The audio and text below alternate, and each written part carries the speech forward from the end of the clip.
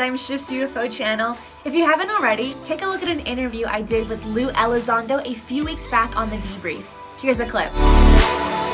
There are many documented and rumored cases of UAPs flying over sensitive military installations, and at times even interfering with electronics and mechanisms to do with national defense. Based on what you know so far, can you shed light on whether this has been seen by leadership to be aggressive in nature, probing in nature, or in fact a demonstration of technological superiority? Cristina, let's take the topic of UAP and set it aside for just a moment and say some foreign adversary has the technology to fly over our nuclear capabilities and interfere with them, whether it's nuclear propulsion, nuclear power, like our power grid, or nuclear weapons, right? In any scenario, that's a bad scenario. Anybody who has the ability to interfere with that without our ability to counter it is a problem. And that's why if I were to go to an active nuclear silo today, I would probably be met with some very angry individuals with machine guns pointing at me, and asking some very hard questions. That's just the nature of the beast. It's part of our crown jewels on how we protect this country, both as a nuclear deterrence and also strategic capabilities.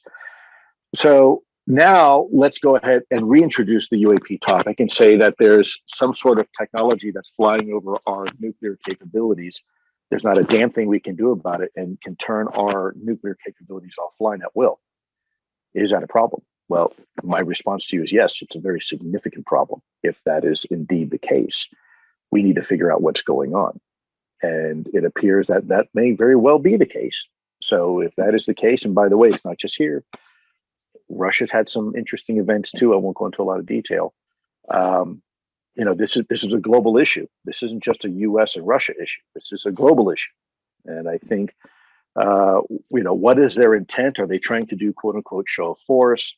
Are they trying to, be friendly, as some people have suggested, and warn us? Or is it some sort of reconnaissance and as you say, probing capability? Yeah, it could be any of the above, could be all the above. And that's, again, part of the problem. We don't know. There's a big information gap there. And yeah, it's fun to speculate. A lot of people will have a different opinion on this topic, but I think it's too early to tell. I think it's frankly dangerous for us to have any type of conclusive statement one way or the other until we have more information on this. Why is there an interest in our nuclear technology? And just a few days ago, I did another interview with filmmaker and director James Fox.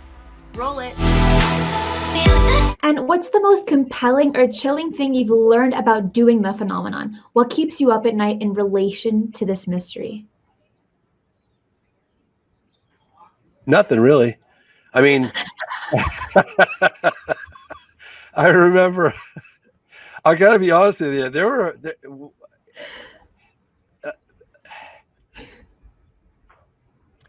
when I was editing the Rue Zimbabwe stuff, I combed through hours and hours and hours and hours and hours of material. I had this guy helping me at the time, Walter Murch Jr. His father's a famous film editor. He did The English Patient, Apocalypse Now. And he was like, God, there's so much stuff here. There's so much stuff here. God, how are we going to get? There's so much stuff here. How much time do you have again? 10 minutes? There's so much stuff here. I said, I know. And a lot of times I would edit late at night, and listening to the testimony of the children describing the contact with the beings, that put me closer to the beings than I'd ever been. It was just through them, right? So it was just one person away from having direct contact with alleged direct contact with the beings. And there were times where I came out under the night sky and I was like, oh, I had a weird feeling. I'd step out on this deck right here. And I felt a connection. I felt that I was close. It was weird. It's a weird feeling. I've never had that before, but I was close to the intelligence, right? I could feel it and I could pick up on it. and I could almost feel like the intelligence could pick up on me, the fact that I was picking up on it. It's weird. I don't know how to describe it, but that was as close as I've gotten to the phenomenon, was editing that segment. And I spent probably a year and a half editing that 10-minute segment, and probably 5 years all in all putting it together, getting all the different interviews and stuff. Because I went to Africa, and on top of, and these things take time. You don't just go to Africa. You got to schedule it and let everybody know you're coming, and we find the witnesses and make preparations to do shooting at the school, and these things take time. And so probably, that was that. It wasn't a scary feeling, but it was like, wow, this is intense. Lastly, I'm so excited to announce that I finally made a Patreon. It's fantastic with some great goodies and benefits that you definitely don't want to miss. And remember, keep your eyes on the skies. Hey there, a big shout out and thank you to Dean Stein and Susan Harville Stein, John Doe, and the rest of my supporters. Thank you so much.